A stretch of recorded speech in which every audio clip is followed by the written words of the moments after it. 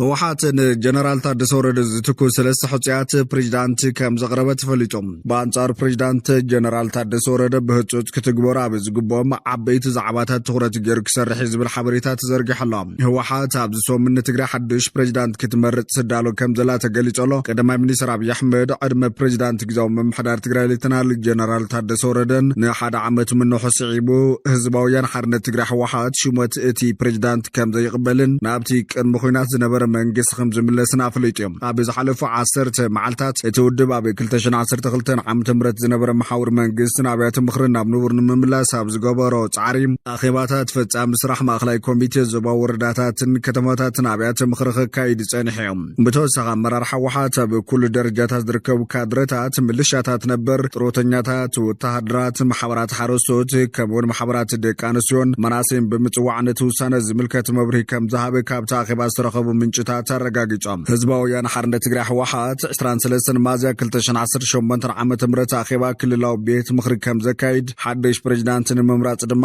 ኣብ ምድላዋት ዝርከብ ምህላው ምዝ ጉዳይ ቅርበት ዘለዎ ምንጭታት ገሊጾም ኣሎም እቲ ሓድሽ ፕሬዝዳንት መን ከም ዝኸውን ዛጊድ እኳ ንጹር እንተዘይኮነ ኣብ እዋን ስምምዕ ፕሪቶሪያ ካብቶም ተደራደርቲ ዝነበሩ ዶክተር ፍስሓ ሃብተጽዮን ከምኡ ድማ ኣብ ወንበር ናይቲ ውድብ ዶክተር ደብረጽዮን ገብረ ሚካኤል ወይ ድማ ምክትል ፕሬዝዳንት ናይቲ ጊዜያዊ ምምሕዳር ኣይተ ኣማኑኤል ኣሰፋ ክኾኑ ከም ዝኽእሉ ምንጭታት ገሊጾም ኣሎም ካብ ሰኒ ጀሚሩ ንዝቐርብ ኣኼባ ቤት ምኽርን መረፃን ምድለዋት ይካየደሎ ብውሕዱ ካብ 3 ከተማታት ትግራይ ዝተረኸበ ሓበሬታ ከም ዘመላኽቶ ድማ ውድባዊ መርገጽ ህወሓት ንታሕተወት መስርዕ ብዝርዝር ይግለጽ ከም ዘሎ የመላኽት ጊዜያዊ ምምሕዳር ሙሉእ ብምሉእ ፈሪሱ በቲ ዝሓለፈ መንግስቲ ምስተተከም ንግዚኡ ብኮማንድ ፖስት ኣቢልካ ትግራይ ንምምራሕ ትልሚ ከም ዘሎ እውን ተፈሊጦላ እቲ ብፕሬዝዳንት ጊዜያዊ ምምሕዳር ዝወሃብ መምርሒ ክሳብቲ ዝሓለፈ መንግስቲ ሙሉእ ብምሉእ ናብ ቦቱ ዝኣቱ ኣብ ግብሪ ከም ዘይውዕል ተወሲኑ እኳ እንተሃለወ ወሃብቲ አገልግሎት ግን ንቡር ስርሖም ክቕጽሉ መምርሒ ተዋሂብዎም ኣሎ ኣብ መንጎ እቲ ውድብን ፌደራል መንግስትን ንዝተፈጠረ ውጥረት ስዒቡ ቅድሚ ሓደ ወርሒ ኣብ ኩናት ትግራይ ዝተሳተፉን ዕጥቆም ዝፈትሑን ተጋደልቲ ነባራት ናብ ቦቶም ክምለሱ ተጸዊዖም ኣሎም ብዙሓት ናብቲ ዝነበሮም ደረጃ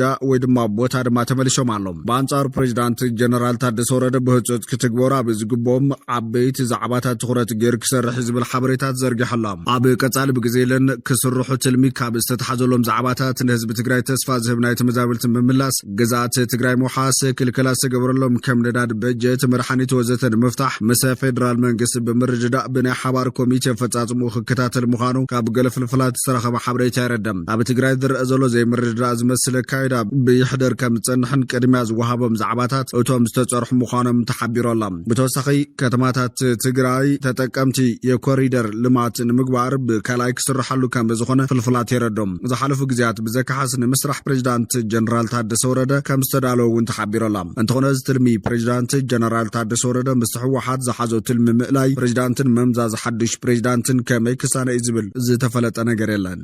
ፕሬዝዳንት ጊዜያዊ ምምሕዳር ትግራይ ኣብ ትሕቲ ቤት ጽሕፈት ኣብ ትሕቲ ከቢድ ጸቕጢ ህወሓት ኮይኑ ሓደሽቲ ኣንፈታት ኣቐሚጦም ኣብ ጽዑቕ ስራሕ ከም ዝርከብ ዘመልክት ዜና ወጽሎም ፕሬዝዳንት ጀነራል ታደሰ ወረደ ብህጹጽ ክትግበሩ ኣለዎም ዝበሎም ዓበይቲ ዕዮታት ትኹረት ገይሩ ይሰርሕ ከም ዘሎ ተገሊጾሎም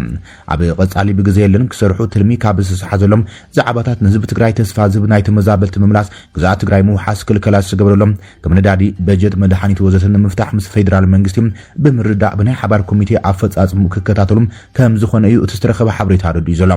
ኣብ ትግራይ ዝረአ ዘሎ ዘይምርዳእ ዝመስል ኣካይዳ ብይሕደር ከም ጸንሕን ቅድሚያ ዝወሃቦም ዛዕባታት እቶም ልዕል ክብል ዝተጸርሑ ምዃኖም እዩ ተገሊጹ ዘሎ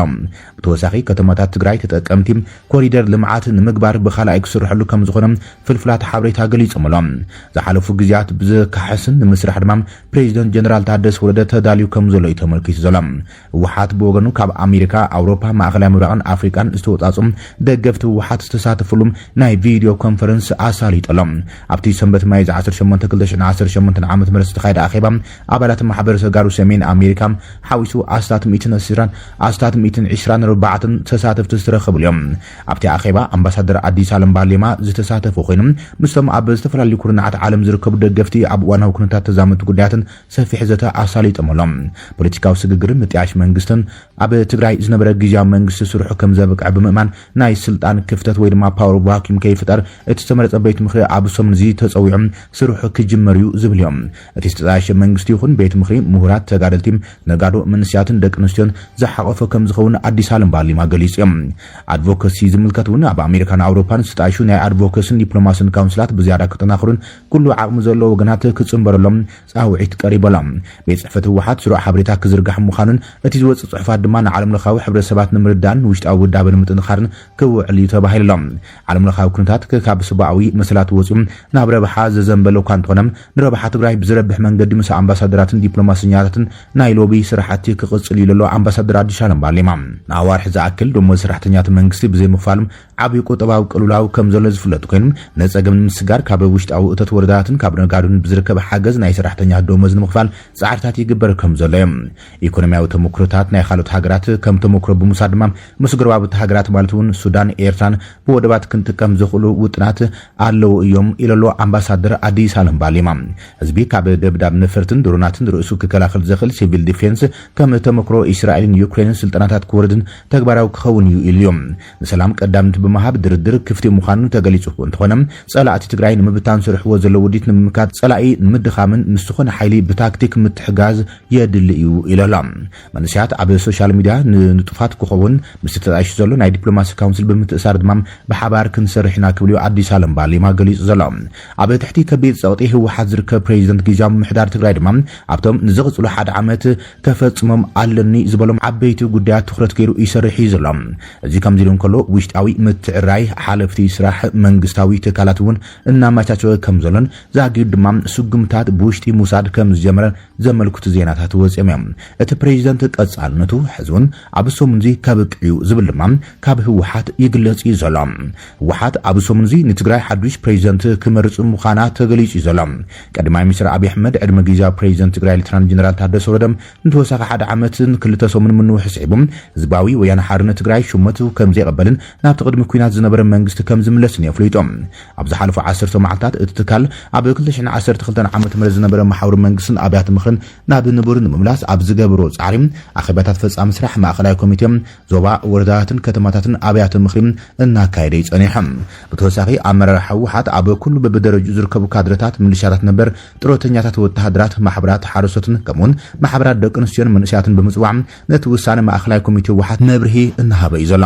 ህዝባዊ ወያነ ሓርነት ትግራይ 23 ማይዛ 2018 ኣኼባ ክልላዊ ቤት ምክሪ ከም ዘካይድን ሓዱሽ ፕሬዚደንት ንምምራጽ ድማ ኣብ ምድላዋት ከም ዝርከብ ምስ ጉዳይ ቅርበት ዘሎ ምንጭታት ኣፍሊጦምሎም እቲ ሓዱሽ ፕሬዚደንት መን ክኸውን ከም ዝኽእል ዛጊድ ንጹር እኳ እንተዘይኮነም ኣብ እዋን ስምምዕነት ፕሪቶሪያ ሓደ ካብ ተደራደርቲ ዝነበረ ኣብ ወንበር ናይቲ ውድብ ዶክተር ደብረጽዮን ገብረ ሚካኤል ምክትል ፕሬዚደንት ናይቲ ጊዜያዊ ምምሕዳርን ምክትል ኣብ ወንበር ህወሓትን ኣቶ ኣማኒኤል ኣሰፋ ወይ ድማ ዶክተር ፍስሓ ሃብተወጽዮን ክኾኑ ከም ዝኽእሉ እዮም ተገሚቶም ዘሎም ካብ ሰኑ ጀሚሩ ንዝቐረበ ኣኼባ ቤት ምክሪ መረጻን ምድላዋት ይካየድ ከም ዘሎን ብውሕዱ ካብ 3 ከተማታት ትግራይ ዝወጽእ ሓበሬታ ድማ ውዳባዊ መርገጽ ህወሓት ንታሕተወት መስርዕ ብዝርዝር ይግለጽ ከም ዘሎ እዮም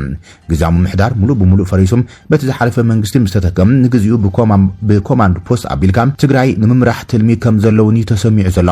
ህወሓት ነዚ ውሳነ ዘሕለፈ ድማ ንጊዜያዊ ምምሕዳር ትግራይ ሙሉእ ብሙሉእ ንምፍራስን ናይ ባዕሉ መንግስቲ ንምጥያሽን ብመስረት ዘሕለፈ ውሳነ እዩ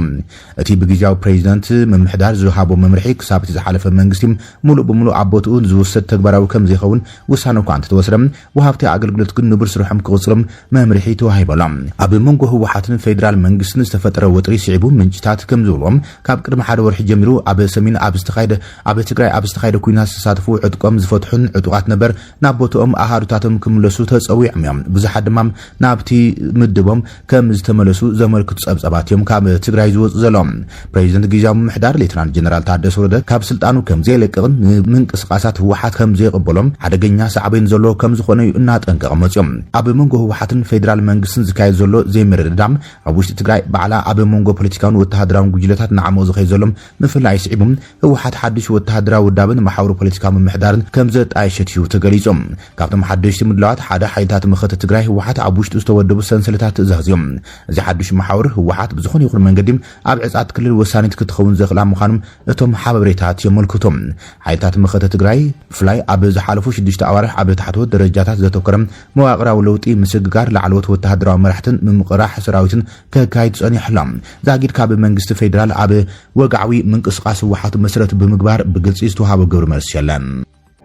ሓደ ንሕክምና ናብ ወፃኢ ሃገር ንኽኸይድ ፍቃድ ዝሓትት ተሓካሚ ከከም ዓይነት ሕክምንኡ ካብ ብር 500,000 ክሳብ 1 ሚልዮን ኣብ ናይ ባንክ ሒሳቡ ምህላው ዘረጋግፅ ሰነድ ከቐርብ ዘገድድ መምርሒ ወፂኡ ሚኒስትር ጥዕና ኢትዮጵያ ናብ ወፃኢ ሃገር ከይዶም ንዝሕከሙ ዜጋታት ፅሬቱ ዝሓለወ ውሕስን ክብሮም ዝምጥንን ኣገልግሎት ሕክምና ንኽረኽቡ ዘኽእል ዝበሎ መምርሒ መፈፀሚ ስርዓት ቅብብል ኣገልግሎት ሕክምና ወፃኢ ሃገር ቁፅሪ 1128 እዝባር 2018 ኣውፅላ እዚ ሓድሽ መምርሒ ብቐንዱ መንግልታዕ ተሓከምትን ምንካይ ኣብታ ዓውዲ ዝረኣዩ ክፍተታት ኣሰራርሓን ምስትኽኻልን ብሽም ሕክምና ዝካየዱ ዘይሕጋውያን ተግባራትን ምቁፅፃርን ተባሂሉ ዝተዳለወ ምዃኑ ተገሊጹ